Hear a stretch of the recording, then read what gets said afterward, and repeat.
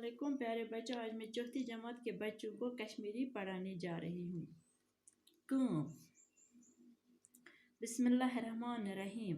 छान तो दस्युल छन पन्ने योत बापत लर बनावान, डॉक्टर छन पानसे योत इलाज करान, खुरबान बनावन वल छन पन्ने योत बापत खुरबान बनावान।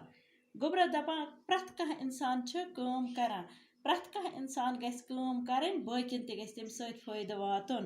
दपान युस छान तो दस्युल छ छन पानसे यस लर बनावान कि डॉक्टर छन पानसे इलाज करान कि बल्कि छ सो लूकन इलाज करान, तम सत लूकन फायदा वातान। खुरबान बनावन वोल कुस गो वातुल युस बूढ़ बनावान छ, दपान सु छन पानसे योत बूढ़ बनावान कि बल्कि छ सो सारवयन खतर बूढ़ बनावान।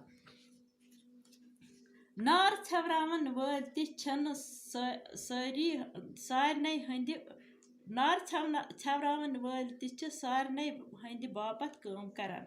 दपान गोबरा नार छवरावन वल ति छन पान अगर तुमन कुन जाय आस पान से जरूरत ना, बल्कि छ तुम प्रथ जाय तुछो ना वुछा कुन जाय ते नार लगे पत करान फोन छ वाता तौर गाड़ियन मज आब हेत तो करान छ छत। तो पुलिस वल ते पुलिस वल ते छन पानसे यस काम करान कि तुम ते लुकन हंद बापत बाकियन हंद बापत काम करान। यथ पट सारने इंसानन हंज जरूरत पूरा सपदान। समाज छ डज रोजान, काम करनस गछ न वाय बरन।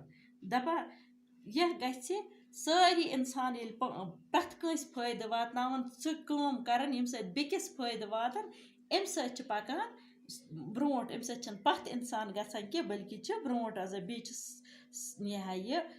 समाजस मज ग लूकन तन कह नुकसान वातान, बल्कि छ फायदा वातान। अच्छा बिह खुदायस।